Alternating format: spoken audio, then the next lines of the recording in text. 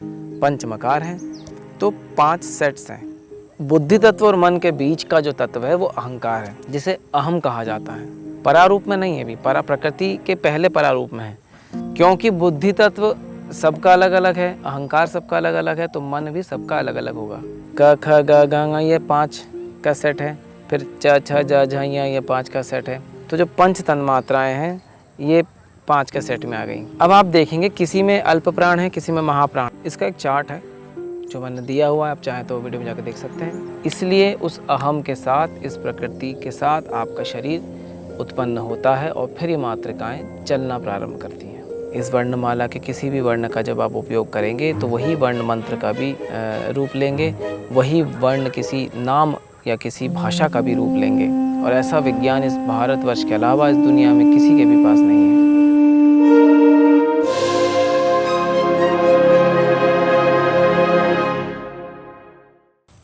राम राम, नमस्ते। मुझे लगा कि मुझे मातृकाओं पे कुछ और बोलना चाहिए, तो मातृकाओं को लेके अब ये एक एपिसोड में बना रहा हूँ। इसे आप प्रीलिम समझ लीजिए। पहले मैंने कुछ एपिसोड्स बनाए हुए हैं, उस पर इंट्रोडक्शन दिया हुआ था। अब ये जो सीरीज़ है, ये सीरीज़ शुरू करने से पहले ये जो मेरा आज का एपिसोड है, ये मातृकाओं का थोड़ा सा आपको ग्लिम्स देगा, ठीक है। अब देखिए, हमारे जो स्वर हैं, जैसे कि मैंने पहले बताया हुआ था कि 16 स्वर हैं, और वो जो 16 स्वर हैं, वो जो 16 मातृकाएं हैं, वो शिव भाग कही जाते हैं, और जो बचे हुए व्यंजन हैं वो योनि भाग यानी प्रकृति भाग कहे जाते हैं। और बिना स्वर के जो व्यंजन हैं वो कभी भी व्यक्त नहीं हो सकते। मतलब जो शिव है वो उनके प्राण हैं। और देखा जाएगा तो जैसे कि क है, उसमें जब अ लगाते हैं तो क बनता है, वो ई लगाते हैं तो की बन जाता है। वही में अर्धमात्रा के में जब आप ई लगाते हैं तो वो की बन जाता है। ए लगाते हैं तो के बन जाएगा, ऊ लगाते हैं तो कू बन जाएगा। मतलब स्वर, जब व्यंजन में स्वर लगाए जाएंगे तो वो व्यंजनों की अभिव्यक्ति होती है। और अगर आप सिर्फ व्यंजन रखना चाहते हैं, जैसे कि क है, तो उसमें जो प्रणव है, जो पहला प्रणव का जो पहला अक्षर है, जैसे वर्णमाला या मातृकाओं का उद्गम कहा जाता है, जो अ है वो लगाने के साथ आपकी पूरी वर्णमाला बन जाती है। तो अगर आप देखेंगे तो 5-5 के सेट्स हैं, जैसे क ख ग घ ङ है, ठीक है। मैंने आपको पहले ही बताया हुआ है, जो अंत के नासिका हैं, जो अंत के नासिका के स्वर हैं, वो सारे के सारे मकार हैं। तो जैसे क ख ग घ ङ है, वो ङ जो है वो मकार है। च छ ज झ ञ जो है वो मकार है, ठीक है। ट ठ ड ढ ण जो है, ण जो है वो मकार है। त थ द ध न जो है वो मकार है।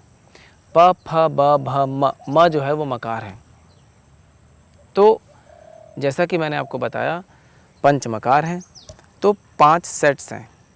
क के 5 सेट हैं, च के 5 सेट हैं, ट के 5 सेट हैं, त के 5 सेट हैं, और प के 5 सेट हैं। अब ये किस तरीके से चलता है? जब हमारी उत्पत्ति होती है तो सबसे पहले बुद्धि तत्व आता है, फिर आता है मन, ठीक है।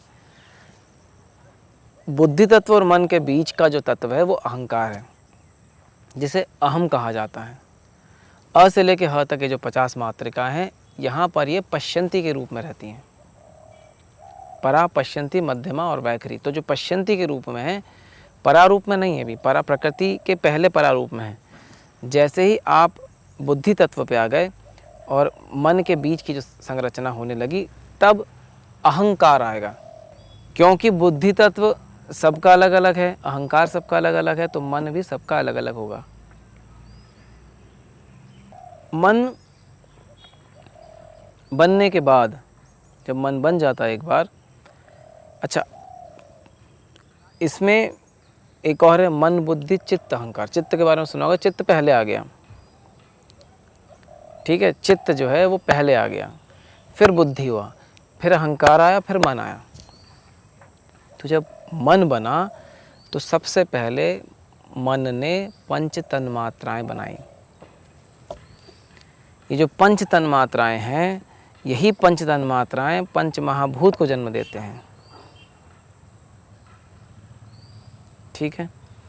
और वही पंच तन मात्राएँ पंच ज्ञानेंद्रियों के माध्यम से समझे जाते हैं।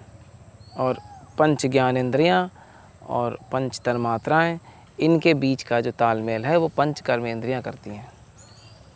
तो जैसे कि आपने देखा क ख ग घ ङ ये 5 का सेट है, फिर च छ ज झ ञ ये 5 का सेट है। तो जो पंच तन मात्राएँ हैं ये 5 के सेट में आ गई, क्योंकि पंच तन मात्राएँ रस है, गंध, स्पर्श है, ये आपको मैंने पहले बताया हुआ है।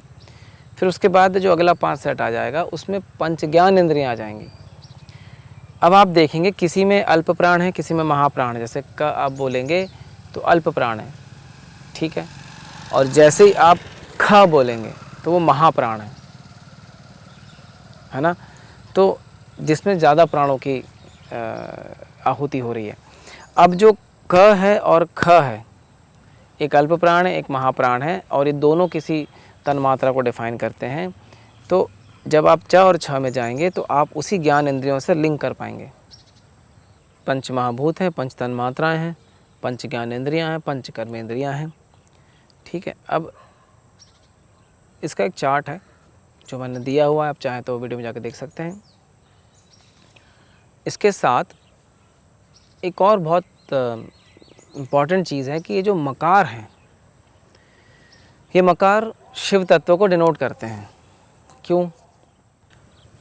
क्योंकि जितने भी मकार हैं ये सारे मकार आकाश तत्व को डिनोट करते हैं, और आकाश तत्व जो है वो शिव तत्व के बाद का पहला उत्थान है। शिव तत्व के बाद जो सबसे प्रथम तत्व उत्पन्न है वो है आकाश तत्व। अहम है और इदम है, मतलब प्रकाश है और विमर्श है। तो जो अहम तत्व है जो इस प्रकृति को डिनोट कर रहे हैं मात्रिकाओं के साथ, वैसे इदम भी है।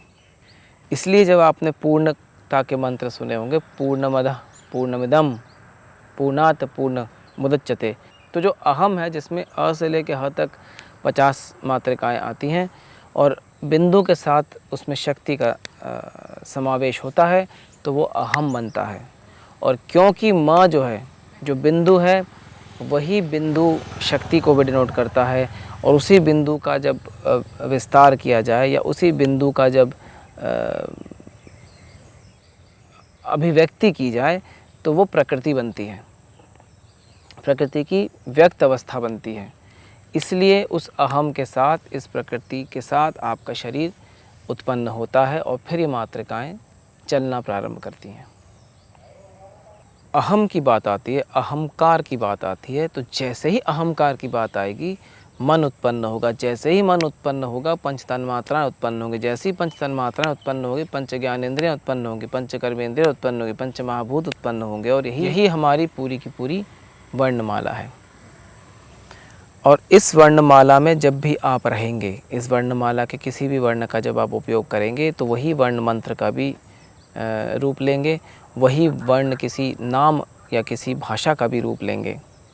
और ऐसा विज्ञान इस भारतवर्ष के अलावा इस दुनिया में किसी के भी पास नहीं है, क्योंकि दुनिया में जितनी भी साउंड्स हैं, जितनी भी ध्वनियाँ बनाई गई हैं, उनमें से एक भी ऐसा नहीं है जो आपके मंत्रों के साथ आपके विज्ञान और आपके धर्म को साथ लेके चल सके।